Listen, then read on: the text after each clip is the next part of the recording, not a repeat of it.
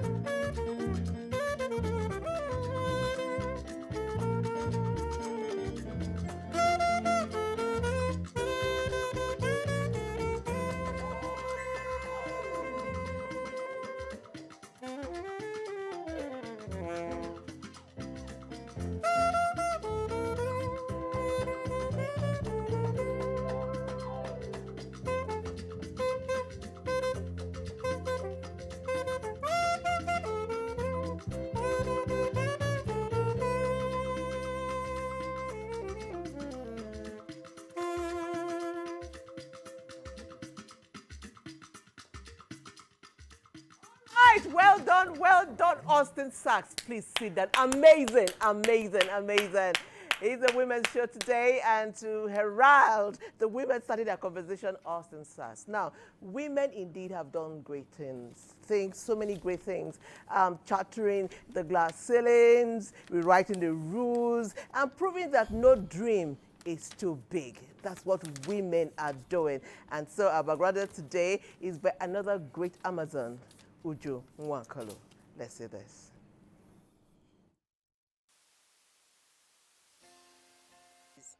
They change status quos. They are Nigeria's shearers, women who dare to make a difference and succeed. Here is a roll call of some of these amazing women on Weekend Deal as we take a look at Nigerian women who have shaped and are still shaping their communities and the society. There is love, I'll be there.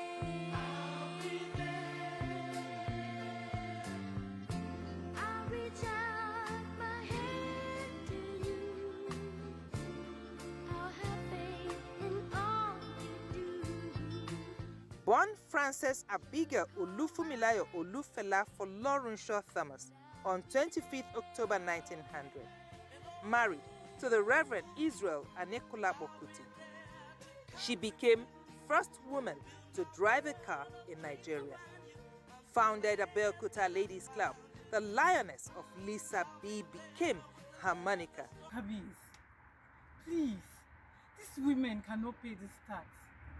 How much are they even earning from their daily petty trade? After successfully leading Eba Women's Riot, which forced Oba Ademola II into exile. Why are you in my own palace again? Where am I going? Go. Professor Grace Alele Williams, OON, FMAN, FNAE. She was born on 16 December 1932. She is female Nigerian professor of mathematics education and the first Nigerian woman to receive a doctorate. The first Nigerian female vice chancellor at the University of Benin. Trailblazers, pioneers, the cap fits. In my secondary school in Lagos Anglican Girls Grammar School, Surulere, Lagos, we were asked to write about our career. And I thought about it. I said, well, what sort of career would I like to pursue in life? And the idea of traveling places, discovering places came into my mind. And I thought, okay, what will help me to be able to accomplish that at the minimum cost? And then the idea of flying came in. Initially, it was being an air hostess. And I thought, okay, yeah, I could be an air hostess, but being a Christian and loving the Lord, I felt being an air hostess will overexpose me because they are always interacting with the passengers. And I felt, no, it may not be very, very healthy for me as a Christian. So the other option was, why not be a pilot? Going on solo was both scary and exciting in the sense that going on solo, that's the first time you will go up in the air all by yourself, no instructor beside you, and you are expected to take the aircraft up and bring the aircraft down safely.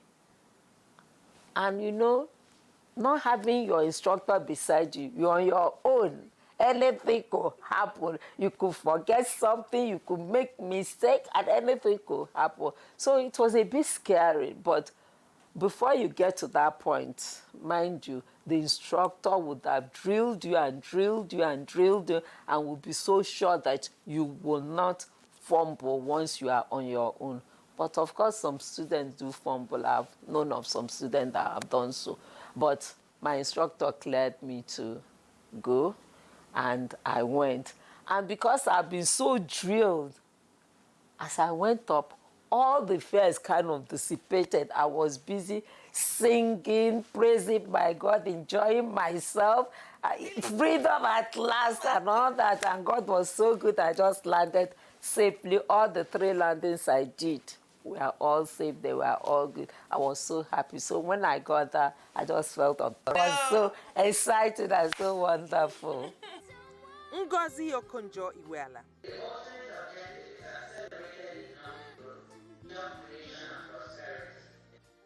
Born Ngozi Okonjo on 13th June 1954. Married to her heartthrob, Ikemba Iweala. Among many firsts as feather on her cap, she became the first woman to serve as finance minister twice in Nigeria.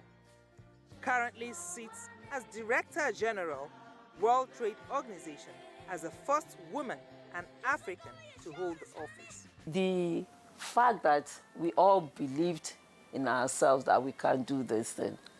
And of course, we must have an enabling environment.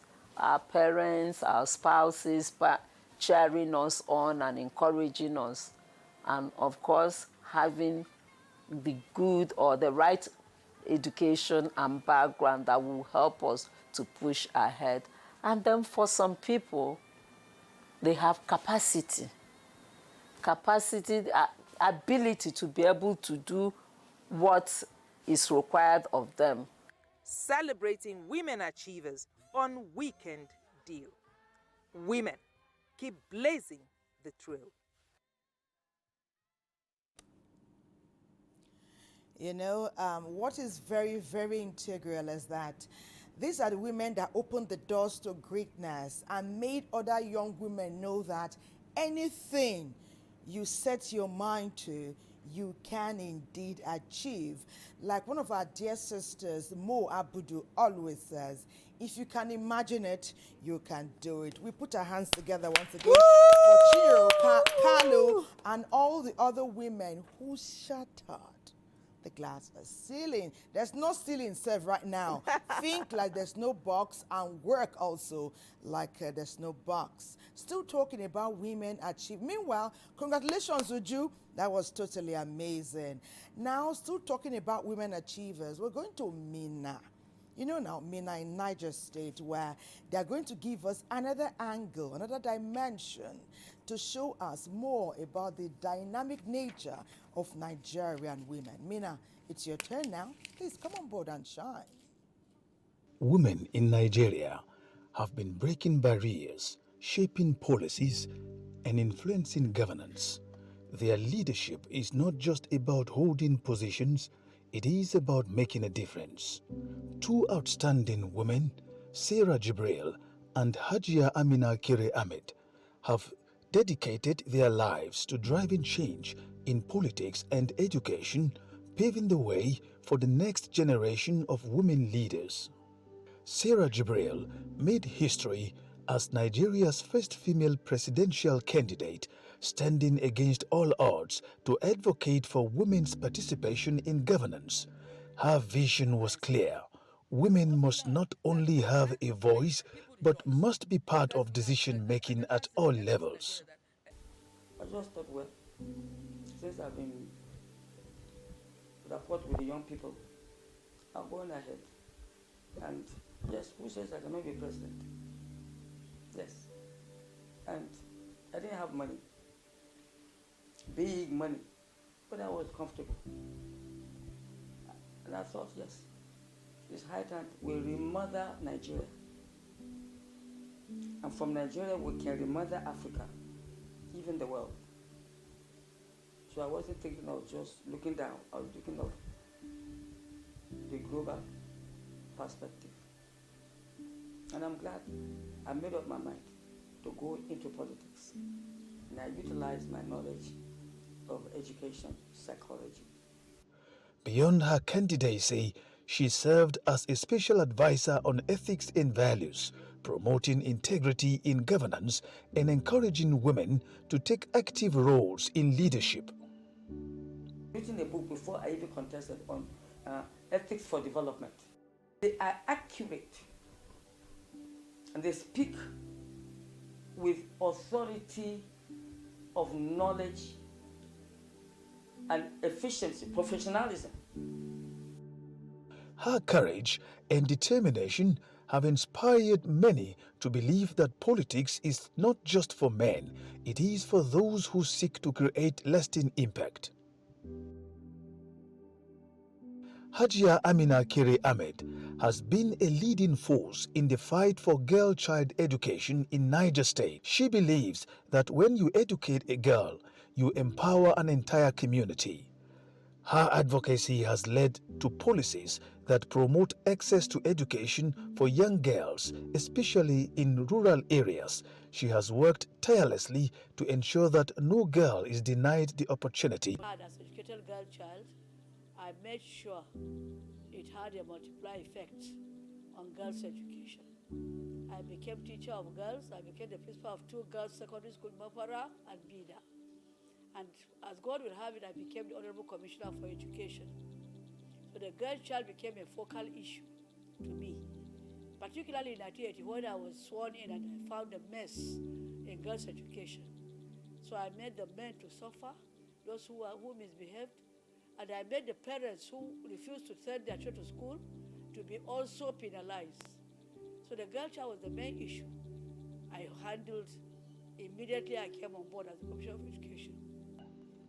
Through her efforts, countless girls have been able to access quality education, opening doors to opportunities that once seemed impossible. It was a golden opportunity to really identify with the girl child, and it worked out. Because during my tenure, for the 3 to 4 years when I was the Commissioner of Education, 84 to 87, I made the girl child education a priority. In fact, I encouraged people to send their children to school, and I said I introduced the non-withdrawal of the girl child from school as a law by the then Governor, Colonel David Mark, now Senator David Mark. I also made girls' child education free. I made the uniform they wear free. And I made sure that teachers who teach them behave well. So it was really a golden opportunity for me. Sarah Jibril and Hajia Amina Kiri Ahmed have shown that leadership is not about gender. It is about vision, dedication, and the courage to make a difference. Their stories are a testament to the power of women in governance and education. As we celebrate them today, we are reminded that when women rise, nations progress. The future belongs to those who dare to lead.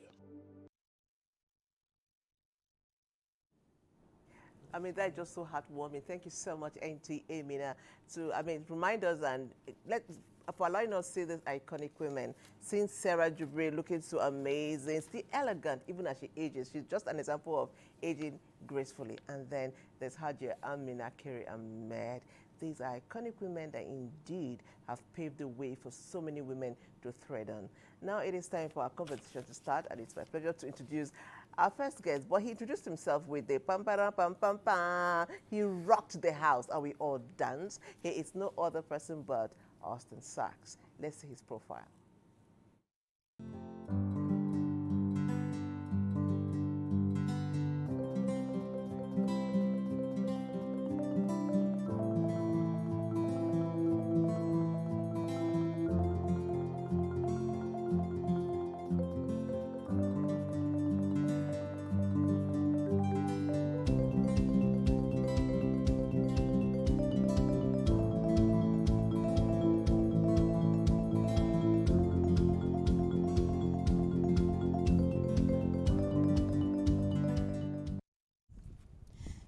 Okay, Austin Sachs, what a marvelous way to welcome you to Weekend Deal. Thank you. You've already opened up the amazingness of women to Nigeria and the world. We give it up again for Austin Sachs.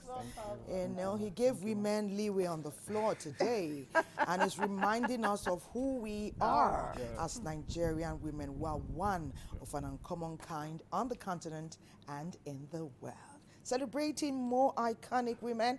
They are here, they are present, and they will answer to that amazingness that is unique to them alone. We bring up another Amazon with excellent colors. Talking about the court, talking about working in firms, talking about advocacy. We bring for you today Barrister Adama Mohammed.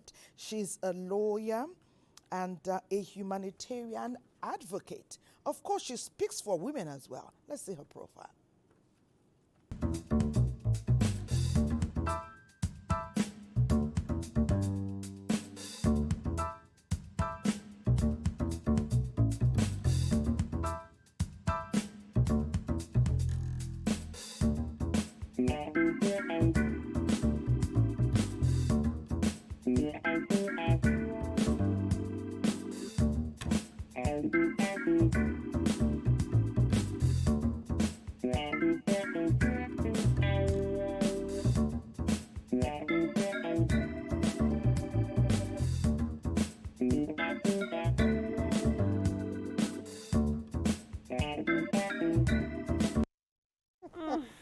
Oh my goodness.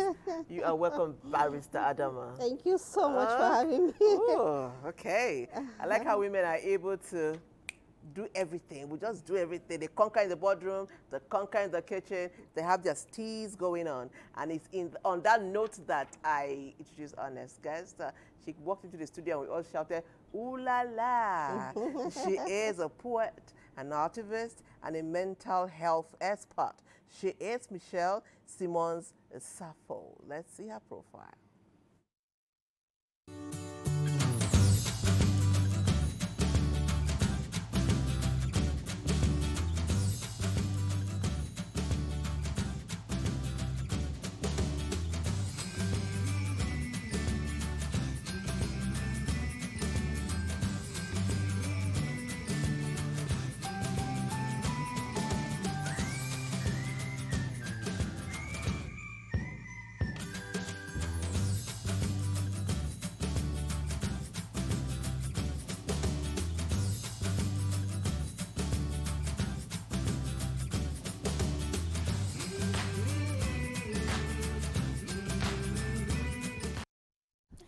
Welcome to Nigeria. Oh, thank you so much.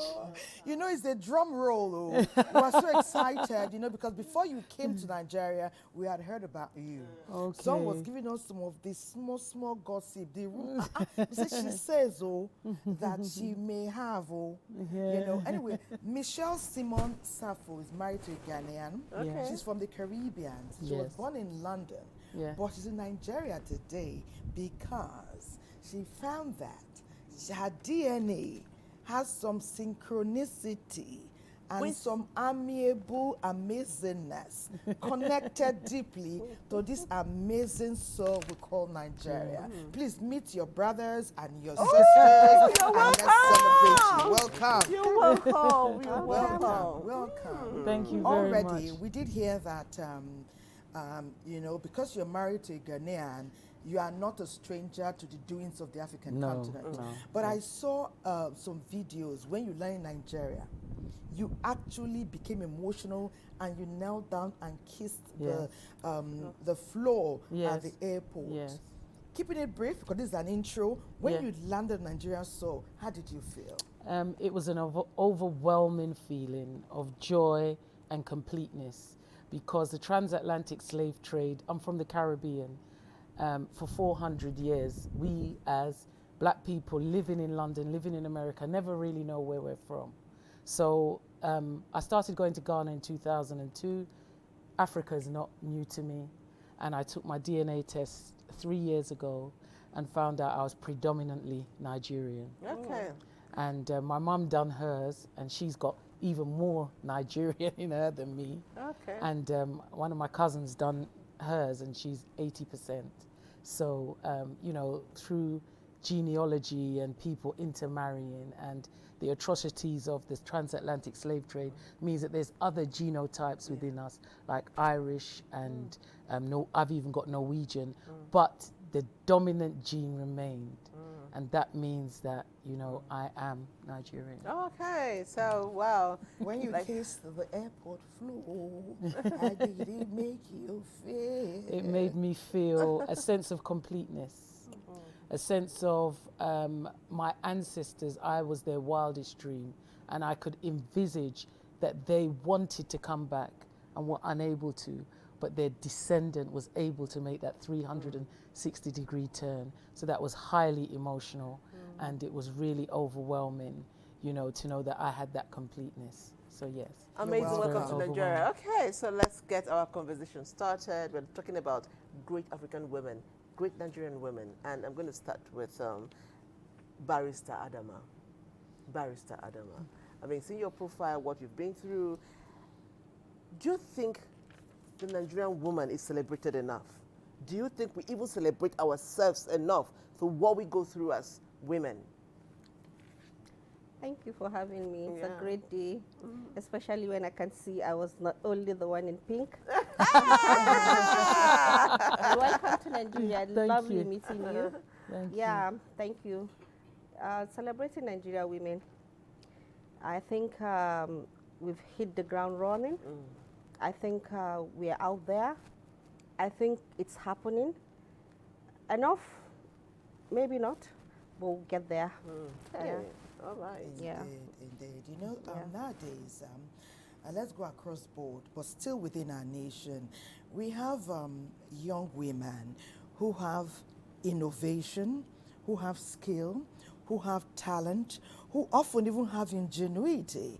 But are they breaking? You know, we saw the background feature where Uju named women who are in their 80s, 70s. We're not seeing much of 20s, 30s, 40s, 50s. Yes, we have entertainers, we have actors who are taking our name beyond the continent. But is there a gap? This amazingness amongst the Amazons, is there a gap? Madam, you've been here. You've taken our pure water, bought our meat, gone to the market. You've boogied down. Yeah. What do you find? I found that the thing that I found in Nigeria is that they're predominantly entrepreneurs. They can turn their hand to anything. And I think that that is manifest not only in Nigeria, but outside of Nigeria. I think that the younger generation have different kind of innovations that perhaps is not so palliative to us as the older generation. And I think it's our duty to show them the way to harness it so that they can become philanthropists in their own right, within trying to motivate what innovations they have to enrich the continent of Nigeria. Yeah. And I think it's important that we, because I'm a grandmother and mother, Oh, amazing. to push the ladder down and actually show them the way and give them some guidance. Because from what I see, not only, I don't think it's concentrated to Nigeria, but I think it's around the globe, that the emphasis is a lot on, I didn't even know there was a job called an influencer. I didn't know they existed, you know. Because when you became, if you was a professor, if you was a teacher, whatever domain that you had your professional capacity, that is where you had your influence. Yes. But people are influencing now with just products. Yes, products. With a foundation or all that. a shoe or a bag, you know, and what that can do. And I think that same energy has to be the foundations, what lifts women and teach them to be self-sufficient. And my mom always says, be self-sufficient and independent of a man. Yes. So that they can make fundamental choices about their destiny, and they can cradle their own children and propel them to be women of substance. So I think that is really crucial. Amazing, amazing. So we have a man here. We're going to be gender sensitive before we take this conversation, and we forget that there's a gentleman here who has been here. He allowed us dance and rock. So let me ask him one or two questions. Austin Sachs. First question: will you vote for a female president? Very well. Wonderful. Say it again. I want you to say it loud and clear. Will you vote for a female president? Very well. Okay. Do you think? Okay. What do you think qualities will you be looking out Exactly. for? What qualities do you Will you think look she at- ought to possess? for you to vote for her? In our country, we are having so many challenges, like corruptions and other challenges. If we can give our women opportunity to fight that, it will be fine. tribalism as well has been one of the major challenges, and if we can give our women opportunity to fight it, it's still fine, and other challenges women can help us Okay, to now tackle it. Yeah. thank you so much, Justin. Now, women in politics, and I'm going to come to you. I'm going to come to you, and that's simply because we say that Nigeria, the US, where you're coming from, is a more progressive society. We believe UK, you're more United progressive. Kingdom. UK. Yeah. We believe that the West, let me say the Western world, is more Okay. progressive than where we are. Yes. And then we have a candidate like, we've had two candidates. First, we had Mrs. Clinton, who vyed for the post, the highest post in the US. Yes. And then we had Kamala Harris. And we think that because these women have attained, like someone like Clinton, Secretary of State, That's she's done right, it that's all. right. Yet, she couldn't clinch the, what's that thing? Is it that we think women are not ready? Is it that we think that the women are not ready to take the bull? But I don't know, what's this thing that we've not had? Societies like yours, and I'm saying the West, vote for a female president. Well, in England, when I was growing up, they did have a female prime minister. Yes, of course. Which Margaret was Thatcher, Thatcher. yes. Thatcher, Yeah. when I Thatcher. was Yeah. 1979, Yeah. when I was still in school. So we still have had that. But I think overall, throughout the world, women with their gender roles are still constrained. I think so too. Yeah. I think that the glass ceiling is still there. Yeah. And the concept of having a woman in leadership still perhaps frightens men. I like that But phrase, then- frightens Correct. the man. Yeah, because, but women, in essence, we run the home. That is what government is about. Thank you. Government is about meeting the needs of your whole home and assessing the needs of each individual child, what their needs, their talents, their wants are, and providing financial stability, emotional containment, and all those things. So I think it's really important because women are the, they are the heart of that. Yeah. That is a transferable skill, and I think that the world needs to be ready for women because we are ready. Oh, yeah. Yeah. We are Oh, ready. yeah. We You know, are earlier, ready. somebody mentioned the ladder. We're going to Lagos now to highlight women in business and innovation.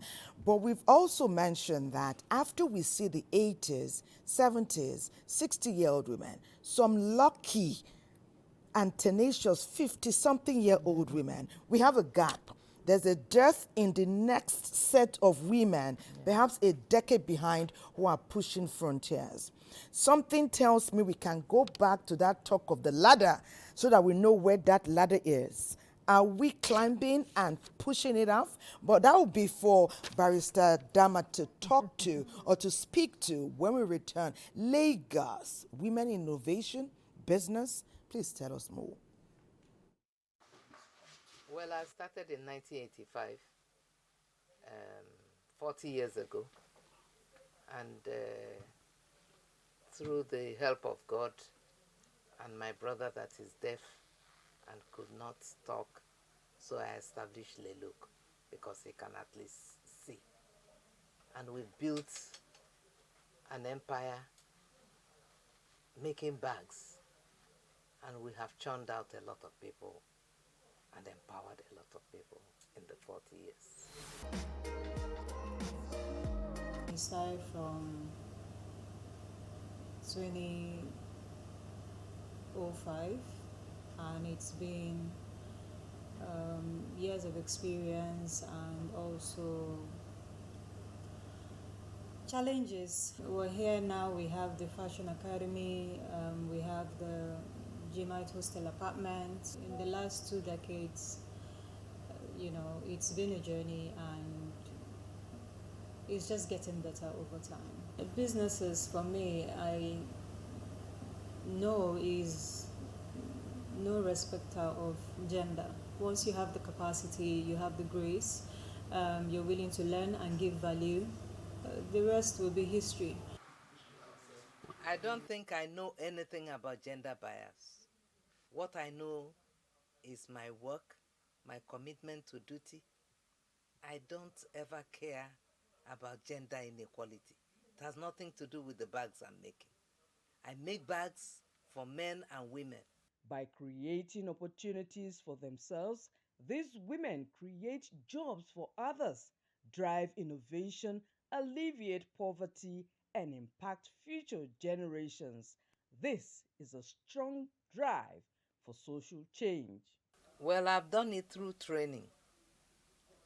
I have just recently graduated 100 women who will face the African Free Continental Trade market for 1.4 billion people in Africa, making bags. That's a huge empowerment program. And I'm still doing that. And at 74, I will work until I drop. Today, we celebrate the achievements of every woman in business and entrepreneurship. Your contributions to Nigeria's economic growth and development are undeniable, and your impact will be felt for generations to come. Congratulations.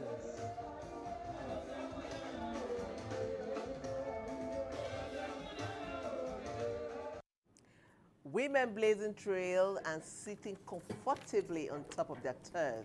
And we have such women here in the studio. Now our conversation will continue. Okay, Barrister Adama, Thelma said something that there is a gap, that we hear of these women in their 80s, in their 90s, they're lucky jers, the Conjoy Wellers. These are women who have blazed trail and continue to do so even as they age. But like you said, between there is a gap. There is a gap. Women now, you see, okay, yeah, okay, so we have entertainers and all, but women doing things in that line, you understand? Why is it that women are not getting inspired? Or younger women, why are we not closing the gap so that we have people immediately after these ones? I think we are. We are, all right. Yeah, I believe we are. The only constraint I can see is that before now, the older women don't used to carry along the younger one. I noted something, let me bring a contrast that really affected me. You see, recently we had a speaker, the first woman speaker in Lagos, in court. Yes. What I noted the first day she walked into office was that everywhere around her, It was were men. It was men celebrating you her. know, up till this moment, I got goosebumps all around me. I feel we should deliberately, strategically, and tactically take our women along with us, take our sisters along with us. You don't need to like somebody. When you know they have the skills, That's right. please empower, empower, be the enabler for them. So that's where I find the gap coming, and that's where some of us are trying to like say no. And for like today, I expect to see a younger me here. I'm a grandma. You understand? I expect to see a younger me here. We have a lot of them out there. They need us to like take them by the hands and then lead them. Okay, now before we now go to the saxophones that my director is calling for, the issue of women supporting women, is it just lip service? Or are we truly, I want you to react to that, Madam Michelle, are we really supporting each other? Because that's Sarah Jibril. She came out for president and she was loved until the elections and she got just one single vote. And I'm saying, if not for anything, she must have sisters. Why are we not? What's going on? Are women truly supporting women? I do believe that women are supporting women. Okay. I have daughters. I have 2 daughters and 2 sons. And I firmly believe that women are supporting women. They're mentoring them, they're coaching them, not even in a tangible way where it's an official role. I think there's unofficial roles that are going on, where we're pouring into the younger generation because we recognize that that's our legacy. And the women need to be there because they're our foundations. So I truly, firmly believe that we are. I think the exposure and the visibility of them is something that we need to harness, and we need to change that so that they do not feel that they cannot be on these platforms and sit with us comfortably. Well, we'll go on the break. We're right here. Don't go away.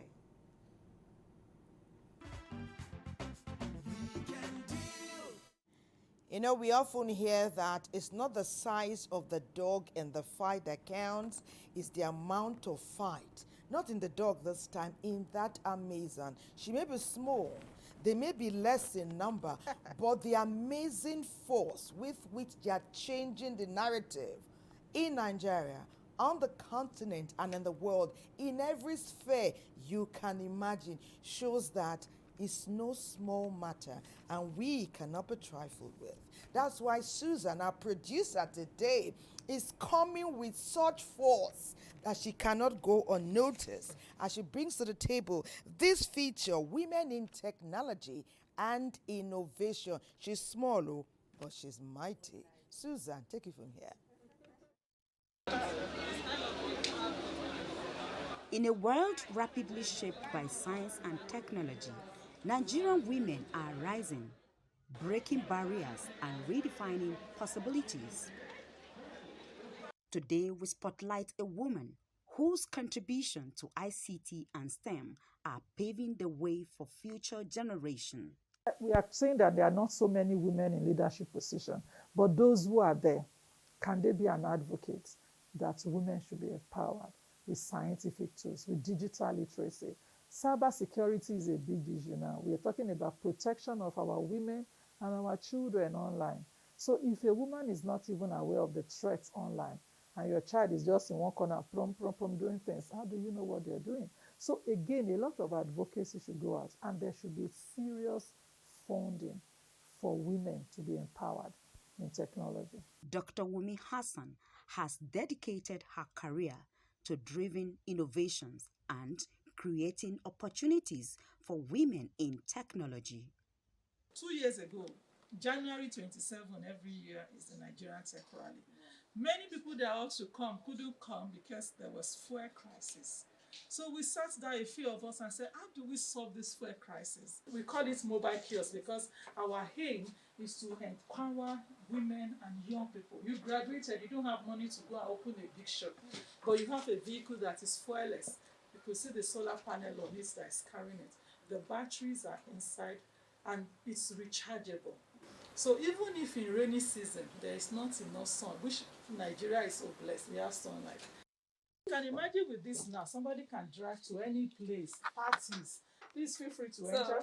Let me enter now and drive. She's the first woman that will enter. And to drive this, please go ahead and do that. Fantastic. Drive the solar car. Yeah, that's a solar vehicle made in solar Nigeria. vehicle made in Nigeria. Dr. Wumi faced a lot of skepticism and had to work twice as hard to prove her competencies. But these turned every doubt into motivation, proving that gender should never define capability. Women are actually very bold, and like they said, we are bold and beautiful. But more importantly, anything we put our minds to do as females, we do well in it. For me personally, I would just always say, thank God for what God has helped me to do. But I also know that if I can think of anything now, everybody in my team knows until we finish it, we are not stopping. So we have that pushy instinct as women. So if we are supported, and when we talk about support, many times I tell people, I say it's not just about money. I want to train girls, for instance, IWD. I need organizations who can say, we want to join you to train them. I want to get the girls to do solar, to do biogas, to produce that vehicle with me. I need people who can say, okay, we have 1 million, we have 2 million, we have a space, come and use it. But when you are interested and somebody doesn't even care, you get discouraged. And of course, if a woman is trying and then not too much resources from the home front supporting, then we need government, we need support, we need states, we need everybody. We need organizations that are doing that. As Nigeria advances in science and technology, the contribution of women will be crucial in shaping the future. The path may not be easy, but with determination, mentorship, and support, Nigerian women will continue to break barriers in science and technology.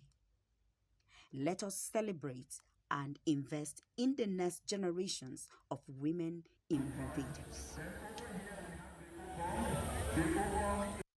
Okay, so there's so much to do as far as women in politics, women blazing trail is concerned. But today, we'll continue to challenge these women, we'll celebrate these women who are challenging expectations, who are rewriting the rules, and then we'll allow NTA, this is the point where we allow NTA Lagos join the conversation, and they're looking at women in creativity. Let's see this.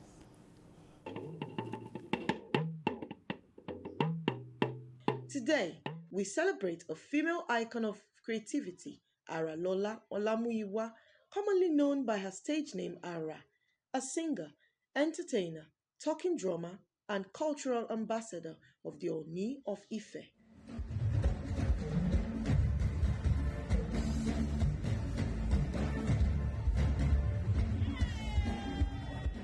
When I started playing the talking drum, I taught myself to listen and play differently. Because of course everybody knows that when I picked it there were no females out there. So it was difficult getting anyone to teach me. But after watching them for some time and getting to know the tones of talking drum, Women in entertainment have continued to break barriers, challenges, stereotypes while creating a more inclusive and equitable industry where everyone has the opportunity to succeed, paving way for the new generation of leaders. they were in awe. You know, of course I was told I would not be able to have kids. I may not be able to have kids, you know, and so on and so forth. But I told myself, no, I'm going for this. Yes. Nothing will stop me. You know, I didn't feel that my culture or tradition should be that, you know, negative. So, and how can something so beautiful like a musical instrument then be, you know, that will have like this stereotype. and you know perceived as being some evil you know things that may happen and all of that. So but then I'm glad and I thank God that I didn't let any of those you know things stop me.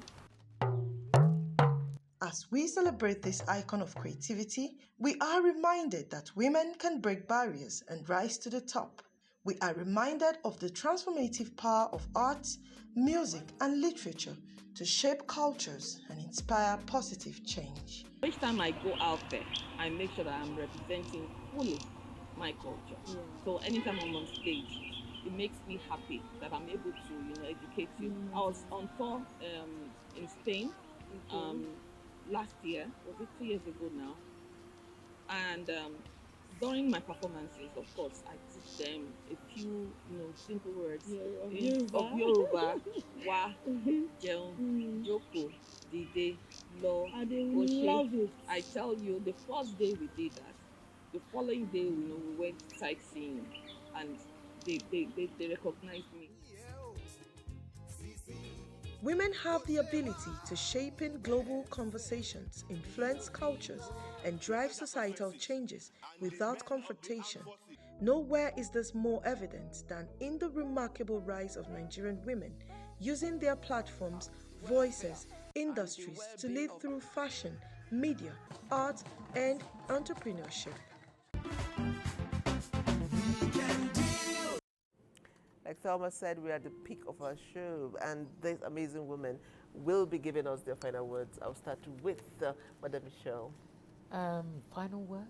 Yeah, tell us your experience. And you spent some time in Nigeria. Nigeria. Oh, We my have some time clips. in Nigeria Your clips, has let's been see it. absolutely stupendous.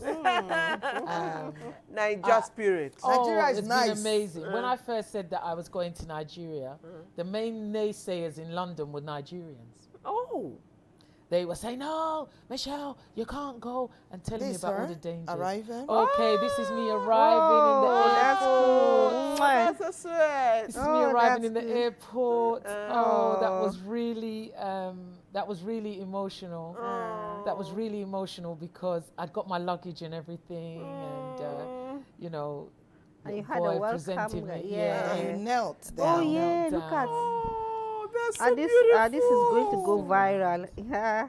I was crying then. I was It's so crying then. poignant, yeah. I was crying then because it was and I told them at that point that, you know, Africa is not alien to me. I've been to Africa. Yeah. But to see my genealogy and recognize that I am Nigerian, and as the ancestry DNA goes on and it updates itself, it tells you the regions that you're from, you know, and it drills down specifically. I found one of my Ghanaian cousins and I said, oh, I was so happy. And I said to my Nigerian friend, because I've grown up with Nigerians. So there's Omenebele, Indidia, Makauza, Oh, Makachi, wonderful. And you call the names beautifully. We were raised together, you know. So Nigeria and the concept of Nigeria is not alien to me. And I work with Nigerians, so they're all over. Oh, and they you're the are market. What did you buy? This is me trying to haggle. I was buying Gary. I was buying. It was just amazing. It was an amazing experience. And the beauty of it is that everybody could speak English, so I could communicate directly with them, and there was no barriers to actually get, you know, that lovely, lively conversation. And I'd say that Nigerians are very much leaders. They are leaders in the pack, and that is something that we see outside of Nigeria as well. I think that Nigerians need to celebrate themselves more. I think that the naysayers need to flip the script and, you know, do not let your history be erased with trickery. Oh, word. You must write your own narrative. That was very poetic. That was very poetic. We'll rest it there. You must write your own narrative. Yes, you know, I agree. And Nigeria, I salute you. Nigeria is nice, like you said. Barrister, take it away. What more can I say? I think I had an exciting morning. I think I'm blessed to meet you, Michelle. Now a sister. I think I love you more because I'm seeing you in person. I think my day is made, and I think I am more empowered, inspired, encouraged to do what I do better. Wow, beautiful. Yes, beautiful. encouraging women to be who they are. Step into the space that you think you cannot. I am called Braveheart. You know, there's that film Braveheart. Mel Gibson. Mel Gibson. But I was called Braveheart since I was like in secondary school because I dare to do what ordinarily you wouldn't see a girl do, a woman do. I'm audacious, I am brave, I am bold. I can be annoying, but why not? Why not? And then we use the opportunity. I like to win. We use the opportunity to say I love everyone. Happy Happy Ramadan to you and all our Muslim brothers and sisters. As we know, it's the 9th month of the Islamic calendar, and it's the time when Muslims dedicate their time to fasting prayers and, you know, pray for our nation. And on the first day you invited me, I said I pray for Nigeria. And Yes, all the women great. in the world. Yes. Thank you so much. All right. Before you place, I want to ask him a question, please. Okay, to say Will you one last word. Okay. I'd just like to say one last word for women. Just a little snippet of some of the poetry, and it's called Who Am I? And just the top of it, it says, when I stare in the mirror, what do I see? I see a black woman staring back at me, full of potential, full of drive, stifled for a good guide for a good while. Her light still shines brightly, though dim at times, vivacious, courageous, fearless, unique, authentic, victorious is what emerges with each heartbeat. And I want every woman to go away and know that she is victorious in everything that she does. Exactly. Wow, well done. That was beautiful. Oh, beautiful. Okay, so let's do it for us. I was he gonna for she? He for she, He for she? Hey!